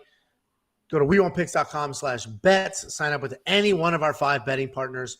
Make a deposit. Let me know, and I'll send you $50. Everybody says, hey, how do I let you know? At the website, bottom of the page, there's a contact us. Send us an email. Here's my account number. Here's how I want to get paid. Verify the account. Get you paid. It's that simple. Next up, at UFC 270, we have Said Nurmagomedov versus Cody Stamann. Said Nurmagomedov, 14-2 overall. He's 4-1 in his last 5, coming back after a year-long layoff. Cody Stamann, 19-4 overall. He's riding a 2-fight loss streak, but the most impressive thing about his record is he was 19-1 as an amateur before moving to pro. So now that he's a pro, this is an entirely new 19-4 record. Cody Stamann, he's a very well-rounded guy. He wrestled at all levels, including college. He started boxing at 16 years old. He's a good technical striker. He sets a nice pace, but he doesn't necessarily have the power to threaten a finish. But wrestling is his roots and his game plan. And despite the name, Said Nurmagomedov has no relation to Khabib. They're not related whatsoever. And that makes sense because he fights nothing like him. Nurmagomedov is a flashy striker. He uses his length really well. He'll throw kicks to your head while standing only a few feet in front of you. It's crazy how fast he does that and how he gets it up there. His striking is versatile. He has an impressive 5-2 striking differential with an even more impressive 71% takedown defense. And this should be a really fun fight. Cody's pace and his almost 3 takedowns per fight average versus Said's length, speed, and striking. This is a close fight regardless of what the odds say because while Said will be more technical and absolutely the more dangerous striker, Cody has no problem getting in your face, throwing a bunch of crazy or throwing a bunch of strikes at you before shooting takedowns. I think Cody can frustrate a ring-rusty Nurmagomedov, sneak in some takedowns. And if I'm right, he can get the takedowns without taking too much damage on the way in. And this could look a lot like Hani Barcelos versus Said Nurmagomedov, where Hani took a decision win. Cody's the pick. It's not the most confident pick. This isn't like this is the underdog. Is this your lock of the week? No. This isn't. You want to put 100 on it? No. But I do think Cody can sneak it out. What do you think while I sneeze? Honestly, you know what this reminds me of was just the fight last week. It's a little bit different because the style matchups are a little bit different, but this feels like Giga versus Calvin. It just feels like Giga was just kind of running through people and never got to a person that could pressure him and was just as tough as him. And you saw Calvin Kattar come in and pressured him and was just as tough as him, if not tougher, and dominated that fight with the pressure and with the toughness. Giga, was throwing strikes, which I think Saeed is kind of the same dynamic striker as Giga. A lot of kicks, a lot of weird stuff. But when he got somebody in his face that he couldn't put out immediately and just kept coming and kept pressuring him, he ran into trouble. And I could see Cody doing the exact same thing. The thing that even is going to help him, again, you saw that in the beginning of the Giga fight where Calvin used the wrestling, took him down. And that's kind of what it started the breakdown of Giga, kind of wearing him out. I think Cody can do the same thing. I think he can get inside. I think he can get Saeed to the ground, wear on him, and as this fight goes on, I think the pressure can overwhelm him, the threat of the shots, and I agree. I think that he wins this fight in the same manner. I think that Saeed has not ran into somebody as tough as he's going to experience Saturday night versus Cody Stamann, and I think he's going to be very, very surprised, and I think he's going to be overwhelmed, and I think Cody's going to win this fight. I'm surprised we're on the same page as that one. A lot of people, because Cody's never been finished. He's been finished one time, and that was being submitted by the champ, Aljamain Sterling. So I mean, he is tough dude. Well, and I'm surprised. I'm surprised you feel the same way as I do, because this was another fight that I did all of my research and all of my notes before I saw the odds, and then I saw the odds. I'm like, these are pretty wide. And a lot of people hate Cody. A lot of people are like, I honestly think it's just name recognition. I think they think, oh, this dominant wrestler against another wrestler is just going to out wrestle a guy. And this guy Saeed does not wrestle. He can wrestle if he needs to, but that's not what his go-to. He's not, that's what he's not his best at. Well, and Cody, I mean, you saw the stats. Cody averages almost 3 takedowns per fight. And that's a good sample size. He's got a good amount of fights. So, we're both on Cody here. I love the $7,600. I do think he gets some takedowns and he scores some points. Those are 5 points each. You agree with that, or are you still worried about the knockout, that it's not worth it? That's actually pretty good value, I think, because I think the game plan is, I mean, if you're going to try and outstrike Saeed, which I mean, maybe Cody tries to do that, I think you're definitely going to probably lose, but the wrestling advantage is there, and I think he uses it. I think it's probably pretty good value. Yeah, I mean, he did box most of his life, so he does have the technical striking skills to hang. I just don't think he's as good as Saeed. And then strike-wise, there's another one I don't necessarily know what to do with it, because if Saeed gets taken down, this is probably a less more. Because if he is taken down by Cody, he's not going to get off 72 strikes. That's a lot. Yeah, but I don't know if he's going to be able to get – I think the takedowns are going to be more of a cardio thing for Saeed. I think he's going to be able to get back to his feet. I don't think Cody's that dominant of a wrestler. I think Saeed's had the training and can get back to his feet. So that's kind of why I like the DraftKings play. And I kind of like the more and more play in this, because I think there's a lot of striking, takedown, a little bit of a scramble, a little control, 20, 30 seconds, then back to the feet and then reset. So I see the more and more here. Yeah, Monkey Knife Fight will be interesting. That's wewantpicks.com/MKF. Sign up, make a deposit. They'll match your deposit. And then you could just use the free money to play these lines. Use the app, use the website, all of it. Ton of fun. And get your free $50 at wewantpicks.com/bets. Sign up with any one of our betting partners. Make a deposit. Let me know. I'll send you $50. Cash App, PayPal, Venmo as a thank you.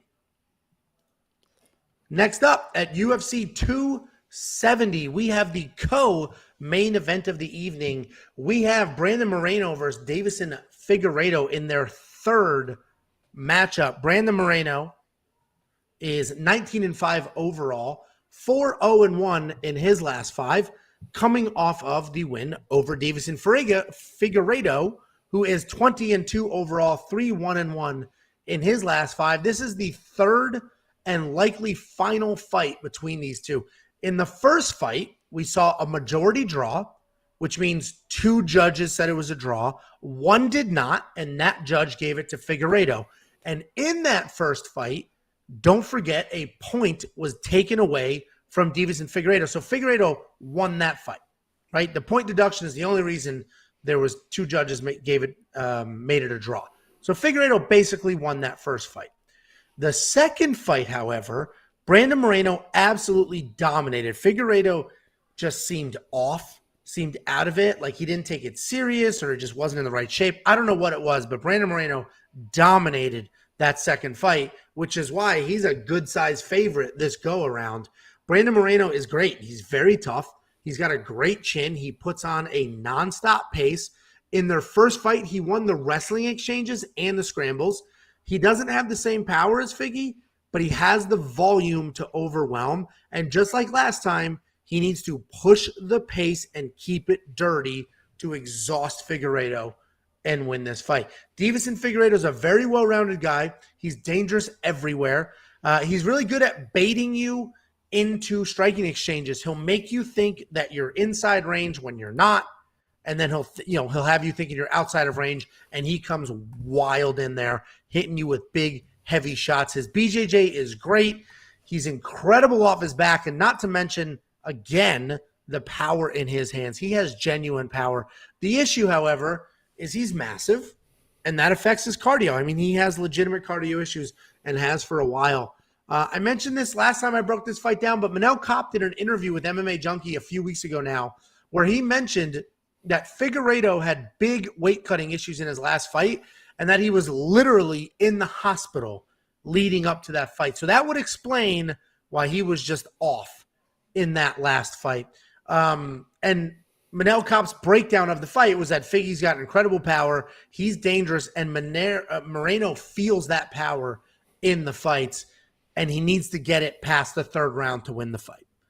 I mostly agree with that insight, but if you look at the first fight, the strikes were basically even, and the difference was that Figueiredo was just doing more damage, and that was why the judges were favoring him in that fight.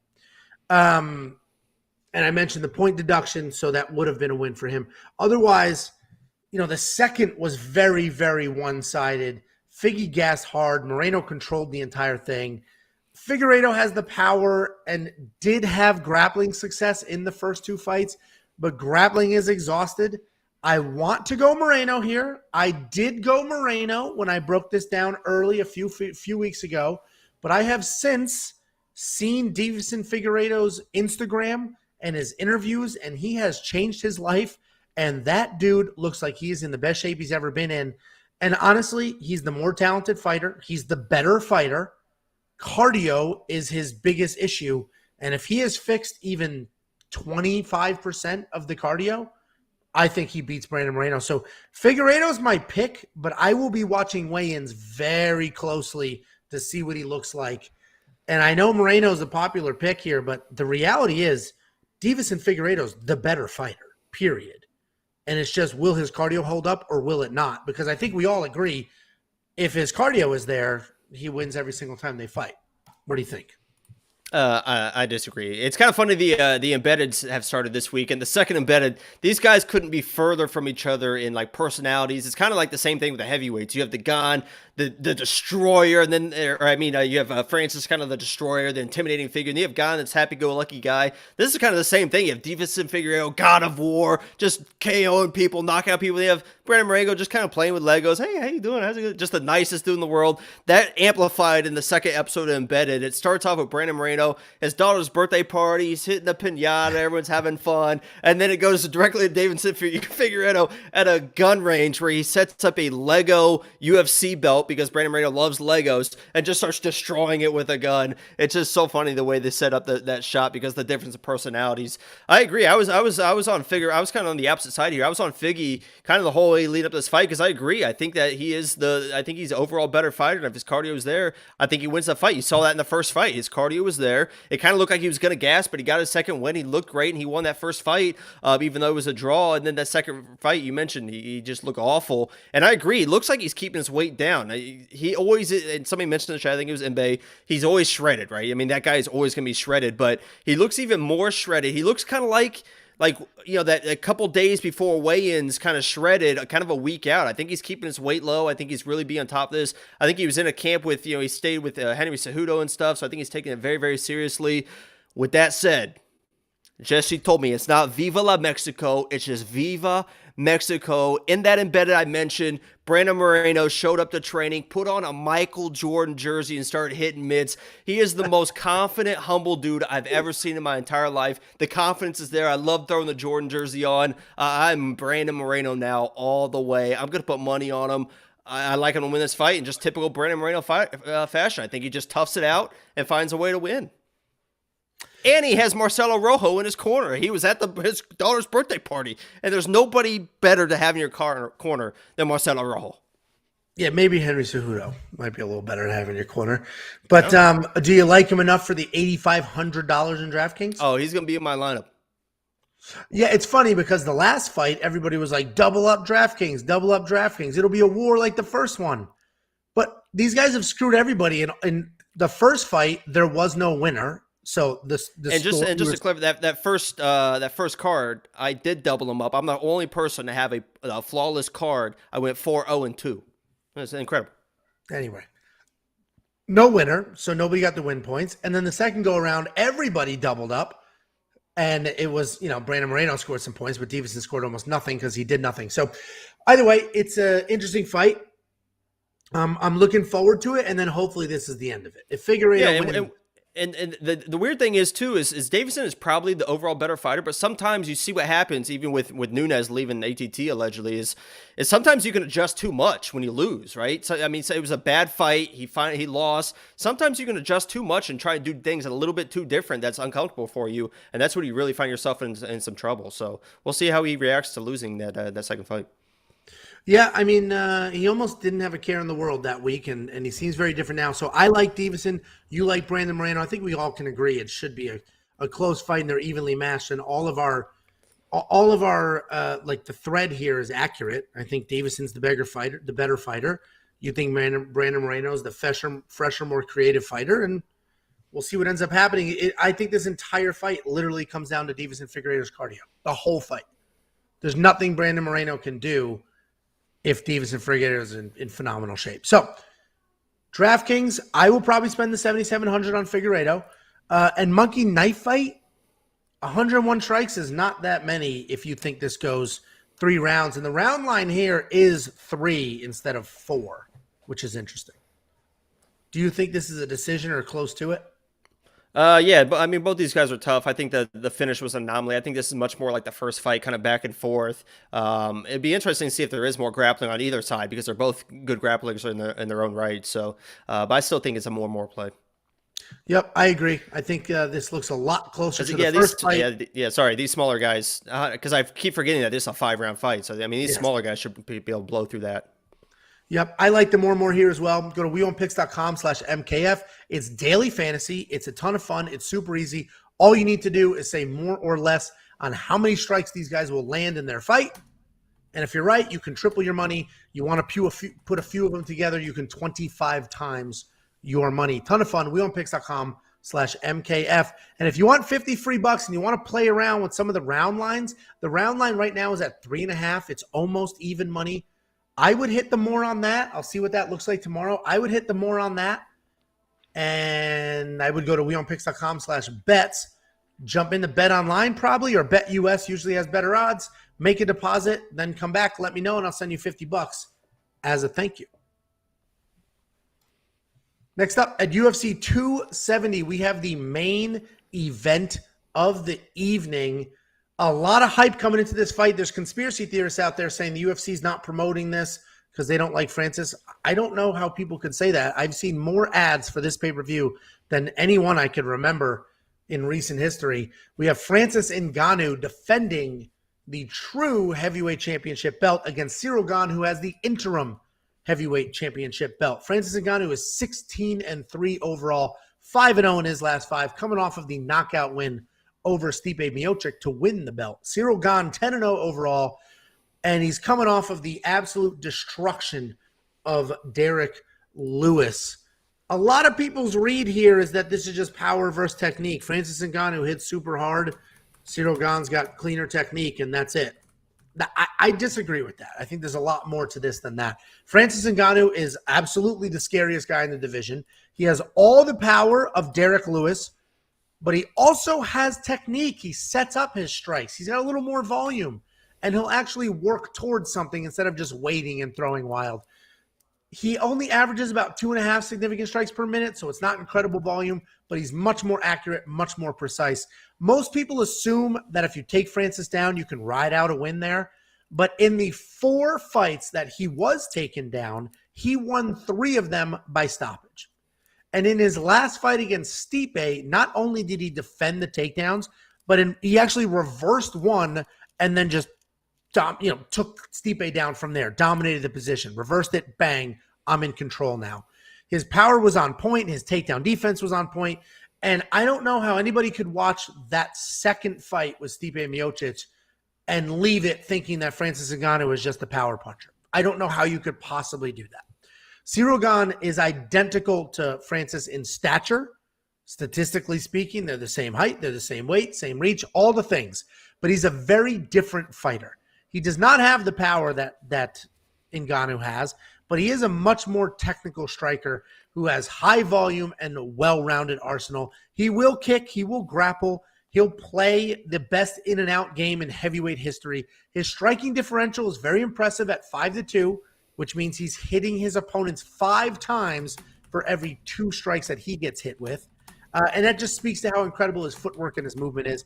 He also uses that footwork to set up takedowns. He took down Dontel Mays 3 times in their matchup and Rozenstruik twice, which also speaks to just his game planning in general. Ciryl Gane can game plan and will make adjustments in a fight. And this should be a very good fight, even if it is not fireworks, which it might not be. I love the former training partner Bad Blood plot line. It's like a Chuck Tito back in the day, or what they're trying to do with, not trying, but what they are doing with Covington Masvidal now.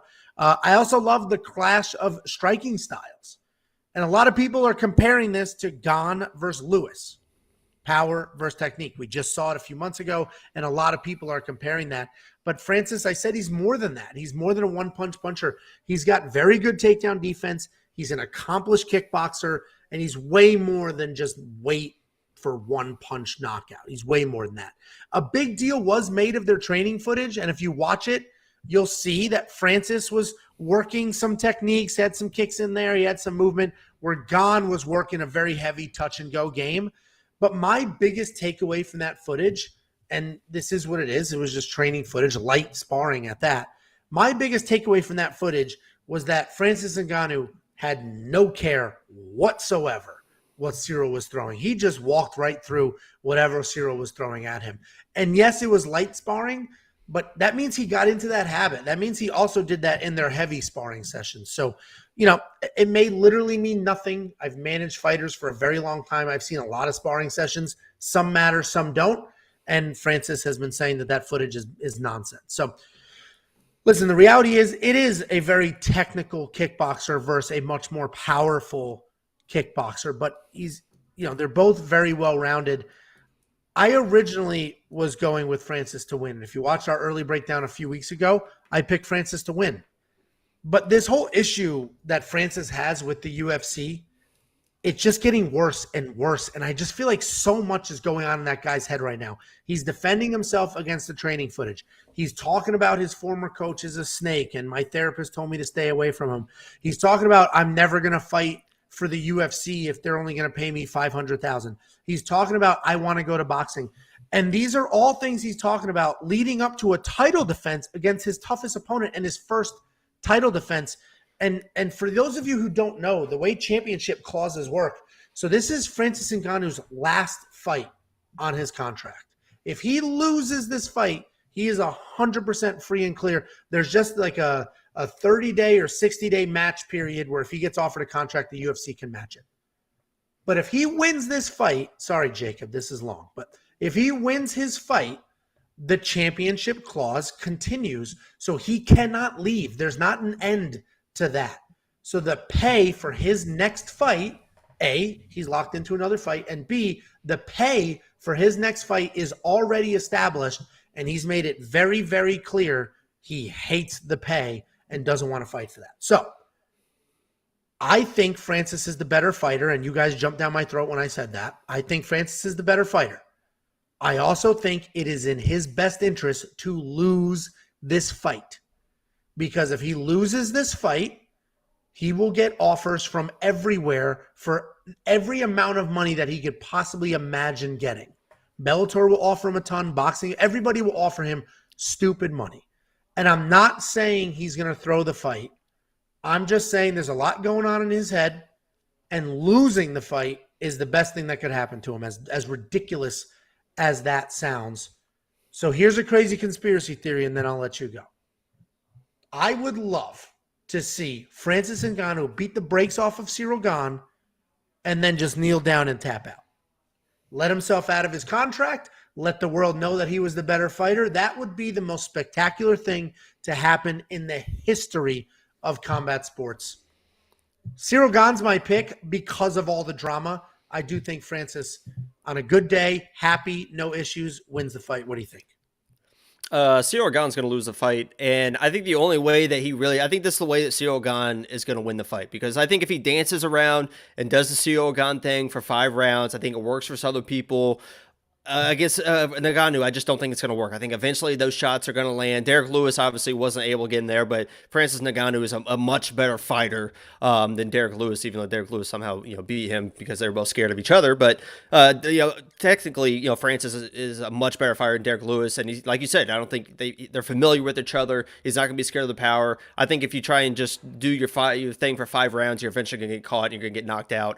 If I'm Ciryl Gane, I trust my footwork. I trust my movement. I trust my head movement. I trust my guard. And I get in the pocket with Francis thinking full defense, not even trying to counter, and just try to let Francis blow his load early. I mean, if you give him the opportunities to hit, he's going to throw bombs, and all that muscle will eventually tire out. If he's learned to pace himself. So if you just play that pace game, he's going to be able to throw bombs, a few times around. If you just let him just blow his load early and just sit there and trust you're in and out and kind of bait him into throwing those big punches, you know what punches he likes to throw, you know what, sets him off in sparring, what he's looking for, give him those opportunities, but trust your footwork, because you do have great footwork, and let him go crazy in the first round and then come out and really start putting the pressure on Francis. But I just don't think Gane does that. I think that he tries to play his game and eventually he gets caught by a much better Francis Ngannou, and so my pick's gonna be Francis. Yeah, and I also do disagree with the narrative that one punch from Francis and that's the end. I disagree with that. I mean, he has insane power, but he's more than that. And he's been in some wars where he hit people hard a bunch of times. The first fight against Stipe, obviously the second he actually got the knockout, but the first fight was a war. So we've seen Francis in wars. And he didn't win them all, but we've seen him in wars. We haven't seen that yet with Gane. It is a heavyweight fight. This could be slow, plotting, all of those things. I don't know how emotional Francis Ngannou is. There's I'm really interested to hear the press conference, see if they really get into it, see his demeanor, if he's just, because he does play it off cool, like in the embeddeds this week. He didn't shake the hand in the locker room. But if you watch the embeddeds this week, he's getting massages, he's kind of hanging out. He's like, yeah, it is, this and that. But if he starts getting animated at the press conference, maybe there is a lot of stuff going on in the back of his mind. And we'll see if I just can't see them going after, because Ciryl doesn't care. I mean, he's too laid back. He's not going to try and get in Francis' head or anything. So, but it'll be interesting. Well, and I think the beef is between Francis and their coach, not Francis and Ciryl. Because even that whole the locker room snub where he didn't, or the behind the backstage where he didn't go over and say hi after Ciryl waved, Francis was like, "I have no problem with Ciryl. The coach was standing next to him. I hate that guy. I don't want anything to do with it." So, anyway, right now the pick is Ciryl, because I think there's just so much going on in Francis's head, and honestly, he knows. My theory was a conspiracy theory of the whole beat Ciryl and then tap out so you're out of your contract. But he knows it is literally better for him financially to lose this fight. Because you lose one fight, it's not going to ruin your career. You're still dangerous, Matt, all of those things. And you're a free agent. Talking about wanting to go to boxing, Bellator will pay you anything you want with the Viacom money.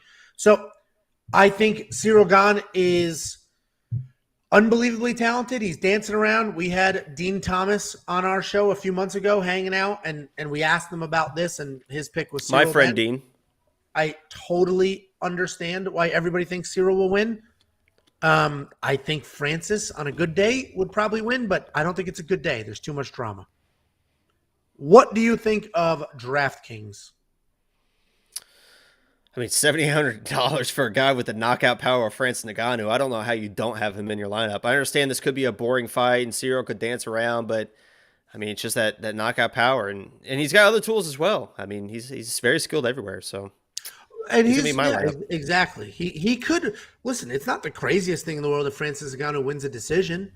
If he's landing big, heavy shots, and he's not knocking out Ciryl, but he's landing big, heavy shots, and all of a sudden Cyryl's movement isn't great. Francis is at a good gym.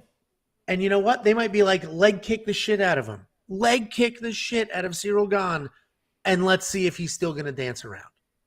So there's a lot of factors here. I'm really, really looking forward to this fight. One of the few heavyweight fights in a while that I've actually cared about this much. Guys, go to wewantpicks.com/bets. Sign up with any one of our 5 betting partners, anyone or multiple. Let me know after you make a deposit, and I will send you $50 for each one as a thank you. I'll send it Cash App, PayPal, Venmo. I'll send it however you want it. wewantpicks.com/bets, wewantpicks.com/MKF, and make sure you join our Saturday pre-fight live stream. We're going to go through all these fights again. We're going to talk about what we've learned from weigh-ins, if anything's changed, and we are going to build a full card parlay with your picks. I'm going to ask the live chat, who do you think wins this fight? You guys vote. I'll take the pick, and we're going to build a full 11, 13 fight parlay, however, whatever we have standing.